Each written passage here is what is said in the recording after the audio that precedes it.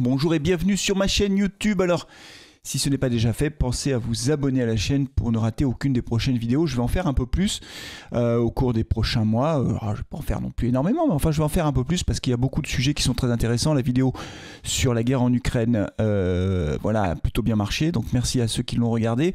Là, je vais parler aujourd'hui d'un autre sujet, un sujet qui est important. Qui n'est pas très populaire, je vais le dire comme ça, ou en tout cas qui n'est pas un sujet facile à expliquer.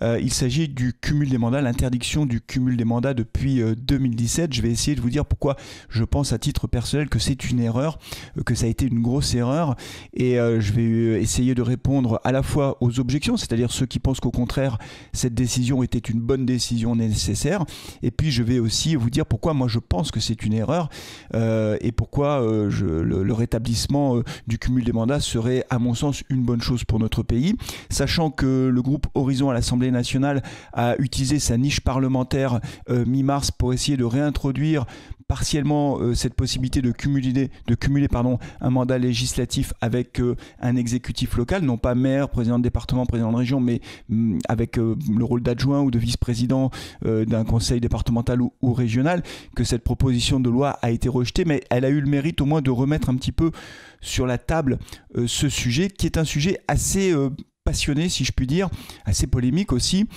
et au fond où beaucoup de ceux qui sont contre le cumul disent que ceux qui le défendent, ils le défendent par intérêt personnel, ils le défendent parce qu'ils ne pensent qu'à ça, etc.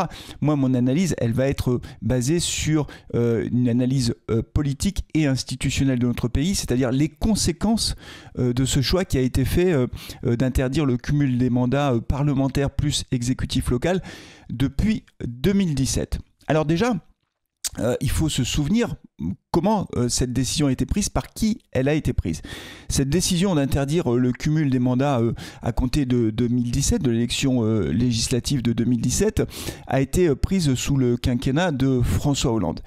Et pourquoi cette décision a-t-elle été prise? Alors, c'est amusant parce que j'ai discuté il y a pas longtemps, il y a 15 jours, 3 semaines, avec un ancien ministre de François Hollande. Je ne dirai pas son nom puisque c'était une conversation privée, donc j'ai pas vocation à donner son nom aujourd'hui, mais j'ai eu une discussion, on a discuté pendant environ 1 heure, tous les deux. Je peux simplement vous dire que c'était un ministre, il a été ministre d'un ministère régalien, donc un ministre important, quelqu'un qui a occupé des fonctions très importantes au sein du Parti socialiste. Et j'avais envie de discuter avec lui. Alors on a discuté de plein de choses bien sûr en 1 heure, mais on n'a pas que discuté que de cela. Mais j'avais envie quand même de discuter de cette interdiction du cumul des mandats pour savoir lui comment il revoyait les choses rétrospectivement et surtout pourquoi cette décision a été prise. Alors je lui dis mais alors qu'est-ce que tu en penses maintenant que ça a été fait? Est-ce que tu penses que c'était une bonne idée? Est-ce que si c'était à refaire, tu le referais? Il m'a dit, je cite ses propos, c'est une grosse connerie. Ça a été une grosse connerie et pourtant il y était favorable au moment où la décision a été prise. Et je lui dis mais au fond alors pourquoi cette décision a-t-elle été prise? Donc il faut replacer dans le contexte de l'époque, c'est-à-dire que François Hollande fait un quinquennat qui est quand même compliqué sur le plan de sa popularité. Il y avait les frondeurs, il y a eu l'affaire Cahuzac, et donc à partir de l'affaire Cahuzac il y a eu une volonté, si je puis dire, d'annoncer des lois, des règles qui allaient renforcer le contrôle des élus. Et c'est pour ça que maintenant les ministres, les parlementaires doivent publier leur patrimoine.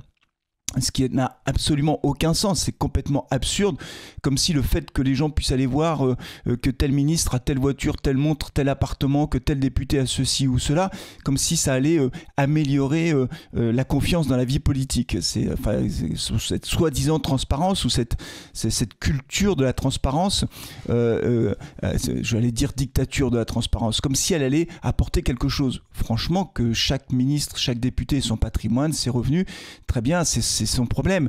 Je ne suis pas contre l'idée qu'il y ait une autre autorité de la vie politique, de telle sorte que effectivement cette autorité puisse contrôler le patrimoine des élus en début et en fin de mandat pour voir s'il n'y a pas eu d'enrichissement incroyable. Évidemment, si vous êtes ministre et que vous avez un patrimoine de 10 au début quand vous êtes nommé ministre et qu'à la fin de votre parcours de ministre, vous avez un patrimoine qui a été multiplié par 5, si c'est un gros patrimoine, on peut se poser des questions. Donc moi je suis tout à fait favorable à ce qui est effectivement une haute autorité chargée de contrôler tout cela, que les élus déclarent leur patrimoine à cette haute autorité, j'ai aucun problème, mais par contre que les parlementaires, les sénateurs, les ministres soient obligés de publier ça et que ce soit public, ça n'a absolument aucun sens, c'est complètement absurde et ça n'apporte rien dans la confiance que peuvent avoir les Français envers leurs élus. Donc, premier élément, c'est que voilà, François Hollande était dans un contexte plutôt difficile sur le plan politique, et donc, et c'est l'explication de l'interdiction du cumul. J'avoue que quand il me l'a dit, et quand je lui ai dit, mais c'était la seule raison, et qu'il m'a dit oui, j'ai eu un peu de mal à le croire. En tout cas, c'est la réalité, en tout cas, c'est ce qu'il m'a dit. Il m'a dit, en fait, à l'époque, les enquêtes d'opinion montraient très clairement que les Français étaient favorables à l'interdiction du cumul. Que c'était une mesure qui était donc clairement populaire. Et il m'a dit, tu comprends, quand on est aux affaires, quand on est président de la République, les premiers ministres, les ministres, etc., quand il y a une mesure qui semble populaire et qui en plus ne coûte rien, bah, c'est trop tentant en fait. On se dit on va le faire, c'est ce que veulent les gens, donc on va le faire. Franchement, je trouve cette façon de légiférer complètement folle en fait. Là, ça revient à légiférer en fonction des sondages. Les Français veulent ça, on le fait. Ils veulent pas ça, on le fait pas. C'est pas ça, gouverner un pays. Mais c'est comme ça que ça s'est passé. Et lui-même a reconnu, avec le recul, que c'était une erreur parce que ça a eu beaucoup de conséquences négatives. Alors, m'a-t-il dit, c'est sûr qu'au moment où ils l'ont annoncé, il m'a dit, on a utilisé un autre argument. On n'a pas dit on va le faire parce que c'est populaire. Alors, bien sûr, on peut dire c'est ce que les Français attendent, etc. Mais ils ont utilisé un autre argument qui était de dire le travail parlementaire sera de meilleure qualité. Les parlementaires auront le temps de travailler. Il m'a dit sincèrement, on le disait, mais on n'y croyait pas une seconde. Et j'y reviendrai sur ce sujet. Depuis que le cumul est interdit, est-ce que le travail parlementaire est de meilleure qualité ? Franchement, je préfère en rire rien qu'en le disant.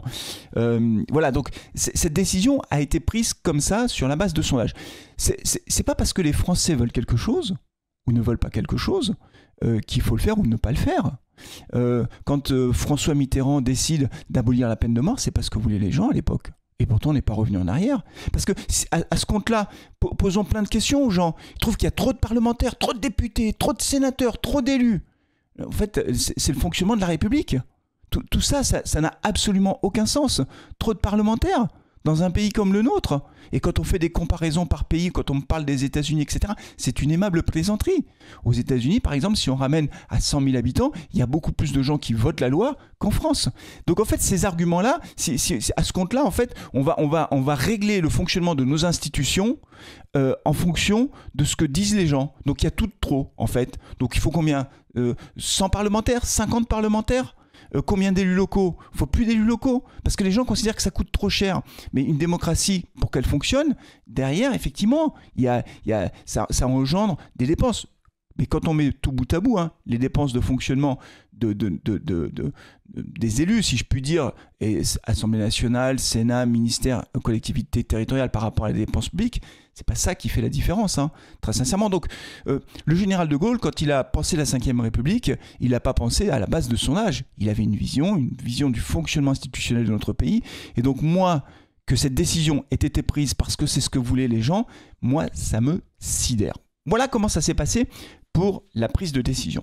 Maintenant, je vais essayer de donner quelques arguments, et puis si vous n'êtes pas d'accord, évidemment, les commentaires sont ouverts sur toutes mes vidéos, donc n'hésitez pas à partager vos commentaires, mais il y a plusieurs explications ou plusieurs éléments de ceux qui sont avancés par ceux qui disent oui, la fin du cumul des mandats, c'était très, très important.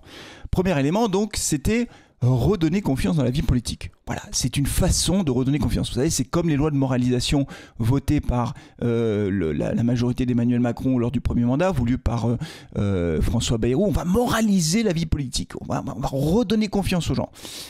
Soit dit en passant, quand on fait ça, on donne le sentiment que tout le monde est pourri, c'était l'ancien monde, etc. C'est épouvantable en fait, parce que ça ne correspond pas à la réalité. Quand on fait le bilan, et là vous allez le voir sur votre écran, puisque je vais le mettre, quand on fait le bilan de la fin du cumul des mandats, est-ce que finalement ça a redonné confiance dans la vie politique française? Vous l'avez ici, d'une manière générale, avez-vous confiance dans la politique? C'est Sciences Po, c'est le baromètre du Cevipof 2024. 70% des gens nous disent qu'ils n'ont pas confiance. On est à des niveaux de non-confiance, de défiance, je vais le dire comme ça, qui sont supérieurs à ceux qu'on avait dans les années 2010, 2012, etc., à l'époque où le cumul était autorisé.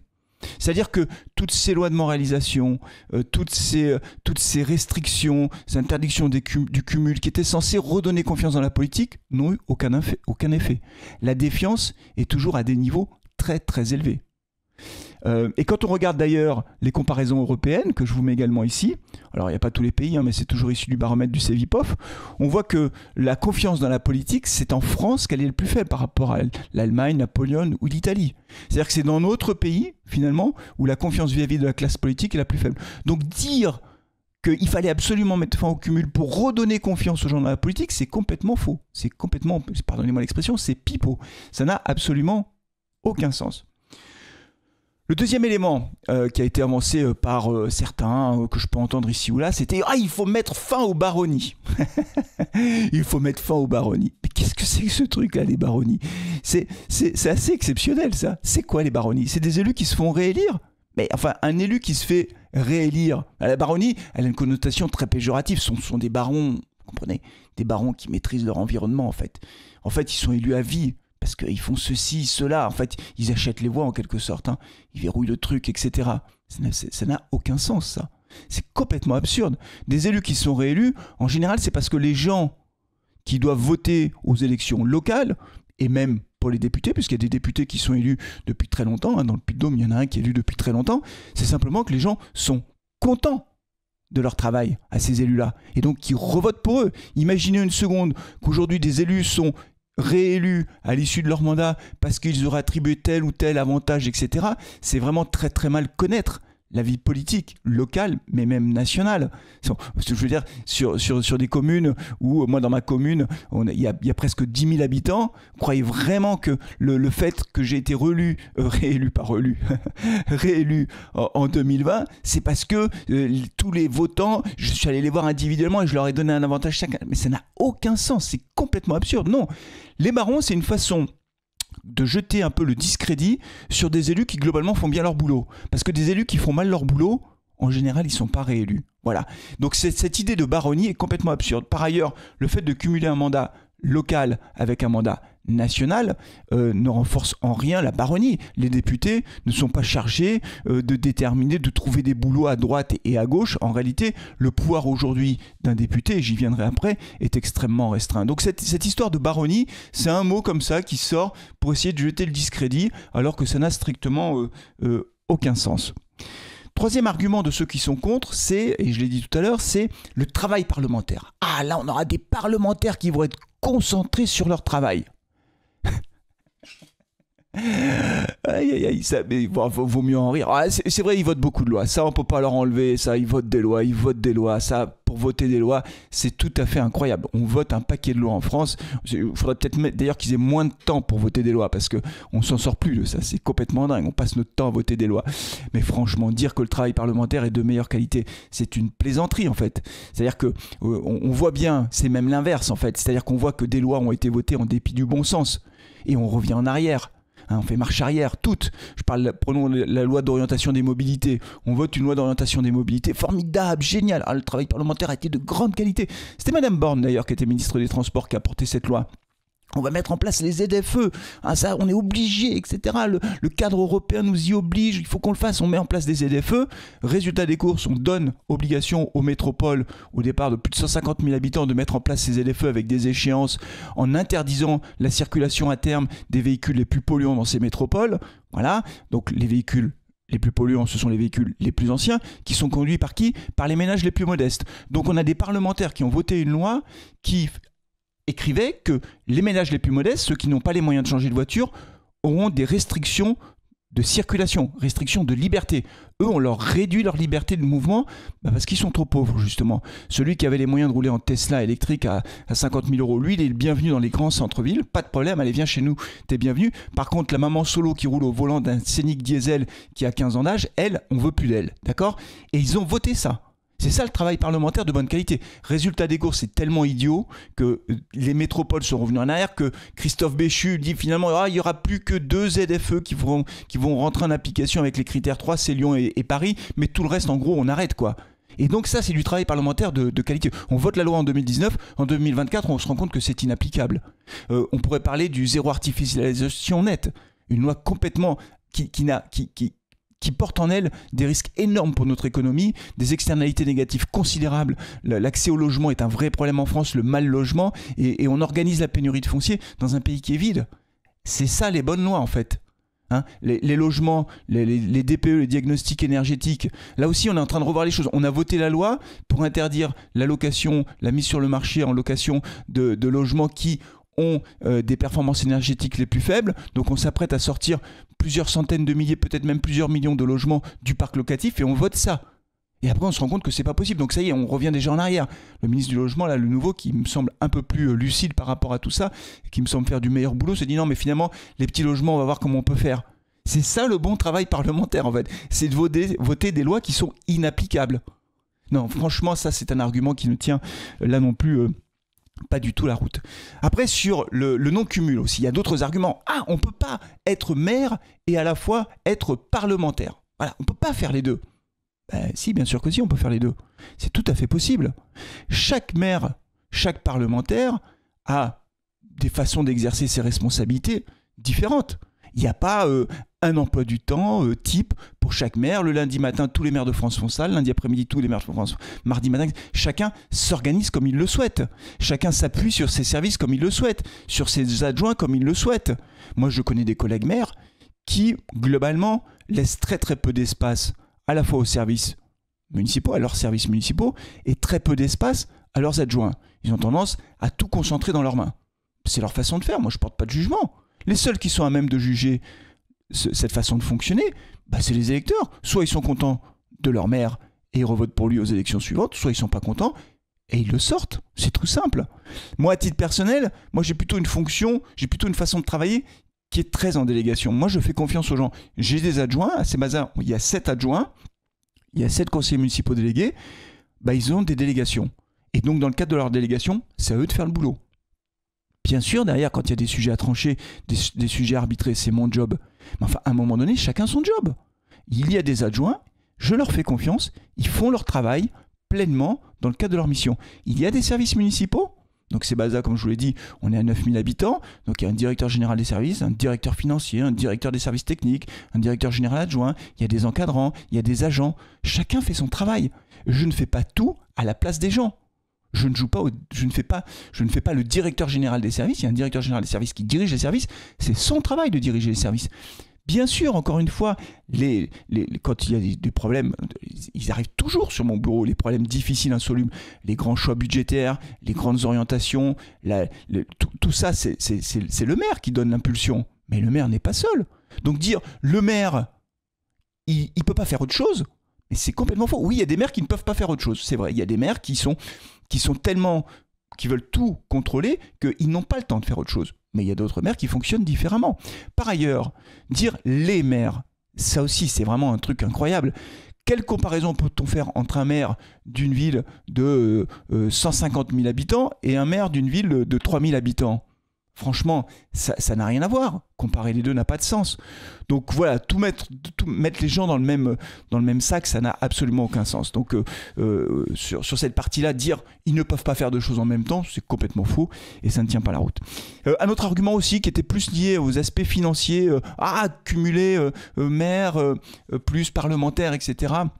Les indemnités, en fait, les indemnités, elles sont plafonnées aujourd'hui. Alors, je crois qu'elles sont plafonnées à 8 800 € bruts. Donc, en fait, on a beaucoup d'élus locaux.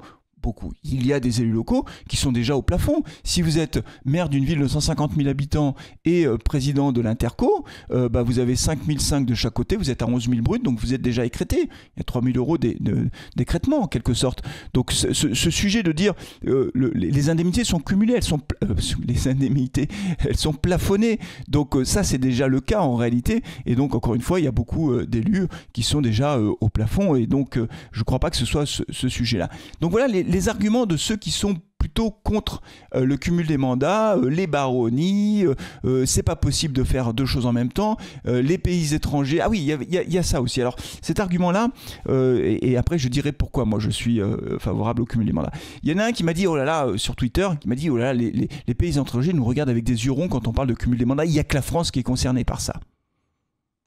ça me permettra de faire le lien avec les arguments de pourquoi je suis pour. Non mais on ne peut pas comparer la France avec les autres pays européens. Ce n'est pas possible. On ne peut pas. Il faut comparer le fonctionnement institutionnel des pays. On ne peut pas juste dire « Ah, le cumul des mandats, il n'y a qu'en France qu'on en parle, pas dans les autres pays. » D'accord, ils marchent comment les autres pays ? Je pourrais prendre l'Espagne, je pourrais prendre l'Italie, qui ont des régions très puissantes, mais prenons l'Allemagne. Alors l'Allemagne, c'est un État fédéral avec des Länder qui sont extrêmement puissants. Donc il y a le Bundestag qui est chargé de voter la loi qui s'applique sur l'ensemble du territoire, mais derrière vous avez les Länder qui ont un pouvoir législatif, d'accord, avec donc des élus dans chaque Länder. Voilà, c'est des mini-députés qui vont voter des lois dans leur domaine de compétences, des choses qui ont comment dire, une dimension législative. Vous avez le Bundesrat représentant avec les membres des Länder. Alors le Bundesrat n'est pas élu, il représente les Länder.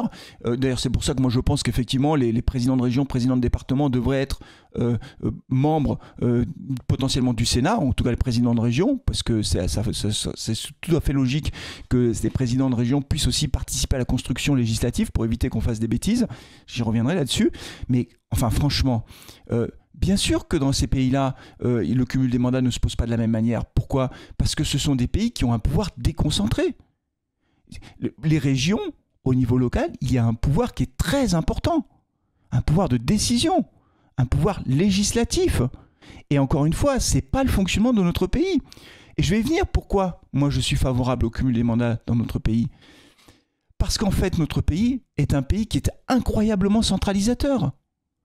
Mais c'est, en fait, le fonctionnement institutionnel de la Ve République fait que tous les pouvoirs sont dans les mains de l'exécutif. Quasiment tous. Et qu'en fait, la fin du septennat, l'arrivée du quinquennat, a renforcé le pouvoir de l'exécutif et donc du président de la République, puisque maintenant les députés sont élus dans la foulée de la présidentielle. Donc, ils sont dépendants du président de la République. Et donc aujourd'hui, le pouvoir législatif, on a le pouvoir exécutif, le pouvoir législatif est très dépendant du pouvoir exécutif. Et que face à ça, on a aujourd'hui des députés, c'est pas faire injure que de le dire. Moi, je connais plein de députés qui sont des députés de bonne volonté, qui essayent d'être présents sur le terrain, qui font leur travail le mieux possible. Mais aujourd'hui, les députés ne pèsent rien, ou quasiment rien, face à l'exécutif. Et d'ailleurs, les députés macronistes s'en sont plaints pendant tout le mandat précédent, et aujourd'hui, non, on n'existe pas, etc. Et en fait, les députés qui n'ont pas cette double casquette, si je puis dire, élu local, élu national, ne pèsent rien. Ils sont élus au gré des vagues présidentielles. Voilà. Donc le poids politique des députés qui ne sont pas à la tête d'un exécutif local et dont la carrière politique dépend uniquement de la vague nationale et donc du président de la République sont des députés qui n'ont aucun poids politique. Je ne vais pas dire zéro, mais quasiment zéro. Or, tout se décide à Paris. Enfin, quand on regarde le fonctionnement de notre pays, dans chaque département, vous avez le préfet du département, vous avez les préfets de région, vous avez le directeur des finances publiques, vous avez la DRAC, vous avez tous les services de l'État, tout est contrôlé, tout se décide de façon centralisée et tout est sous tutelle, en fait. Et donc, si face à ce poids de l'exécutif, face à ce poids du président, de l'administration centrale, les territoires ne sont pas en mesure de tirer la sonnette d'alarme quand à un moment donné, il y a une loi absurde qui est en cours d'élaboration, eh ben c'est la porte ouverte aux lois absurdes et aux reculades. Comme je viens d'évoquer tout à l'heure mais il y en a plein d'autres, des exemples. On pourrait parler des néonicotinoïdes, on pourrait parler de plein de choses. Ou après, on fait marche arrière, on vote la loi en disant on est super fort, c'est génial, puis après on revient en arrière. Mais pourquoi ? Mais parce qu'il n'y a plus de pouvoir. Aujourd'hui, il n'y a plus de force de rappel. Le rouleau compresseur de l'exécutif avance, personne n'en face pour dire stop. Je peux vous dire qu'à l'époque, quand il y avait Gérard Collomb, sénateur maire de Lyon, quand vous aviez Jean-Claude Gaudin, on en pense qu'on veut de ces gens-là, sénateur maire de Marseille, Alain Juppé, député maire de Bordeaux, quand ces gens-là montaient au créneau auprès du gouvernement, quel qu'il soit, pour dire non, là il y a un problème, là, ça il ne faut pas le faire parce que ça va poser un gros problème, ça faisait réfléchir l'exécutif. En face, il y avait du répondant. Comprenez ? Il y avait des élus capables de dire stop. Aujourd'hui, il n'y a plus personne. Il n'y a plus personne pour dire stop. Il y a des associations d'élus comme l'AMF, l'ARF, l'ADF qui essayent de temps en temps de dire stop, mais en fait, l'exécutif n'en a strictement rien à faire. Ne les écoute pas, puisque c'est pas eux qui votent au Parlement. L'essentiel, c'est d'avoir la majorité au Parlement. Ouais, même si c'est difficile en ce moment parce que c'est des majorités relatives, mais l'essentiel, c'est que les lois passent. Donc il n'y a plus de contre-pouvoir. Dans un pays qui est très centralisé, l'administration centrale, les hauts fonctionnaires, militaient depuis très longtemps pour la fin du cumul des mandats, parce que ces élus locaux, ces barons, pour reprendre l'expression péjorative, c'était des empêcheurs de tourner en rond. En réalité, aujourd'hui, les lois, enfin, faut pas se raconter d'histoire, hein. Ce ne sont pas les ministres qui écrivent les lois. Alors oui, ils vont regarder, mais les décrets d'application, etc., c'est l'administration centrale. Et aujourd'hui, quand elle commence à rédiger des textes, quand elle fait des lois, bah derrière, il y a beaucoup moins de résistance, bah parce qu'en face, il n'y a plus de poids politique. Le poids politique est beaucoup plus faible.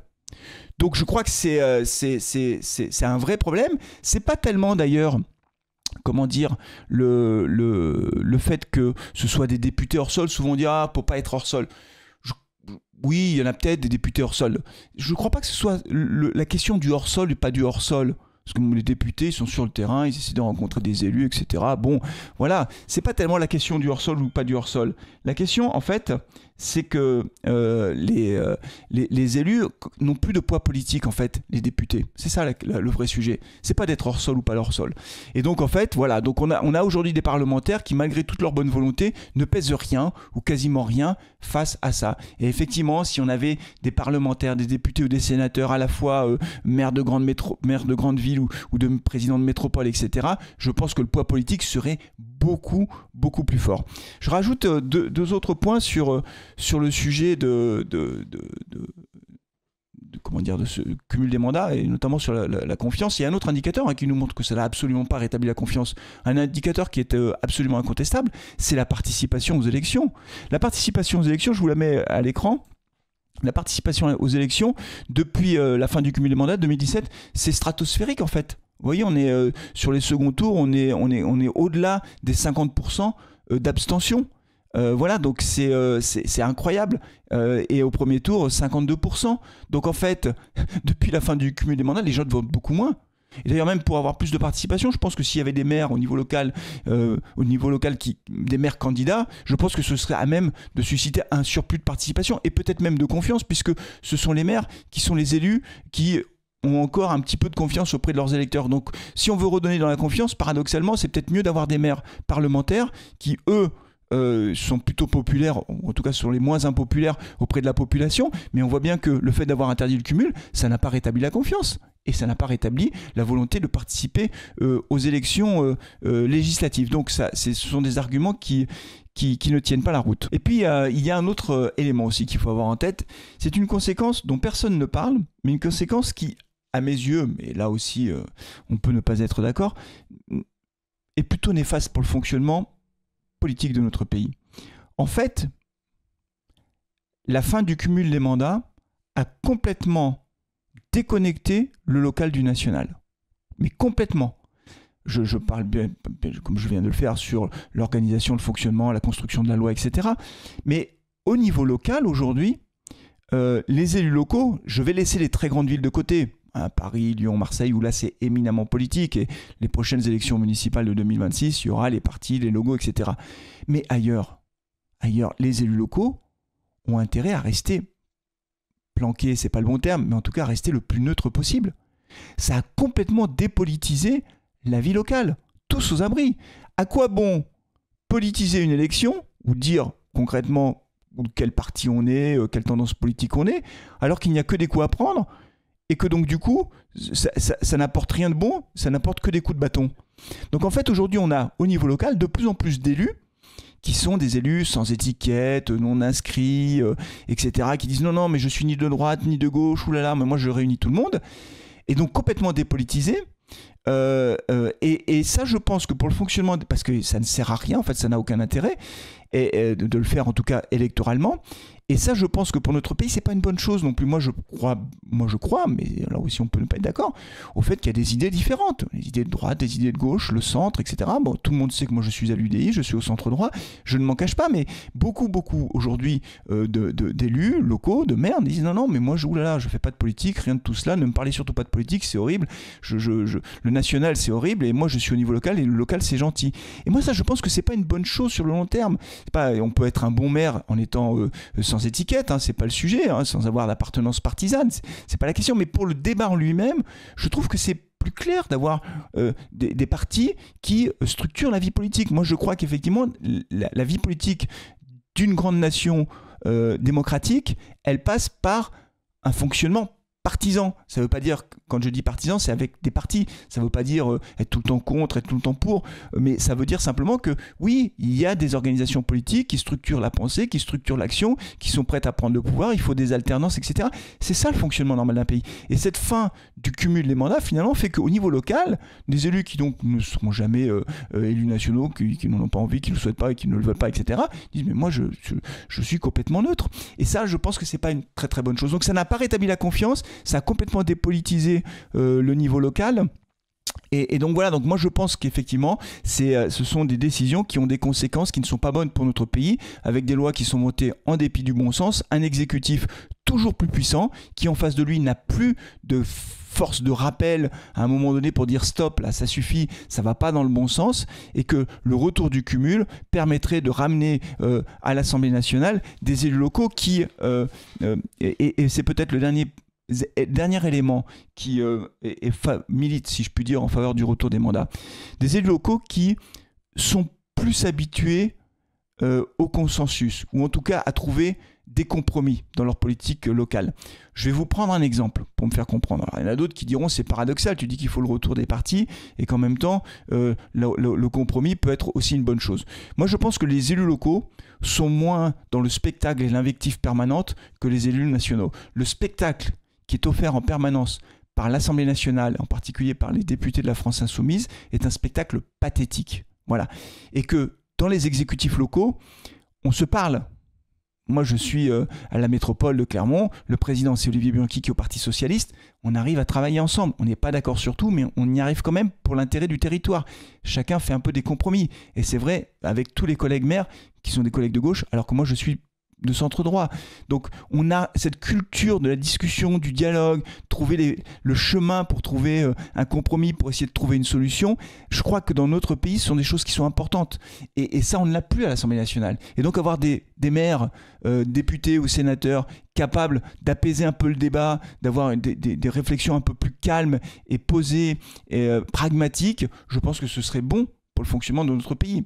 En tout état de cause, j'espère moi que le sujet reviendra sur la table, parce que je crois profondément que cela n'a rien apporté, ni en termes de confiance, ni en termes de fonctionnement institutionnel, ni en termes de qualité du travail législatif. Bien au contraire, tout ça aujourd'hui, on peut le dire, ça a été un échec, et beaucoup de gens qui ont voté la loi sur le non-cumul reconnaissent en off pour la plupart que c'était une erreur. C'est difficile d'assumer le fait qu'on puisse être pour le cumul des mandats. Moi je le dis clairement, j'y suis favorable.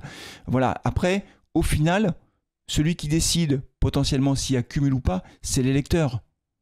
Soyons clairs, si demain le cumul des mandats devait revenir et que vous avez un maire qui veut être parlementaire, député, mettons, en fait, si les électeurs ne veulent pas d'avoir quelqu'un qui cumule, ils ne votent pas pour cette personne. Moi, je crois au vote souverain. Le peuple est souverain, c'est lui qui décide. Et in fine, c'est lui qui doit décider si oui ou non il a envie d'avoir un député maire, un sénateur maire. Alors, sénateur non, puisque ce sont les grands électeurs. Mais en fait, c'est lui qui doit décider. Voilà, donc on verra ce que nous dit l'avenir. Ce qui est encourageant, je trouve, c'est que l'opinion publique est en train d'évoluer par rapport à ça. Voilà. Et que la proximité des maires, qui au quotidien sont en contact de la population, je pense serait un atout pour la construction législative, pour éviter des lois qui sont votées en dépit du bon sens. Voilà, n'hésitez pas à liker la vidéo si elle vous a plu, bien sûr, ça donne une petite température, et puis à laisser en commentaire vos avis. Merci beaucoup et à très bientôt, au revoir.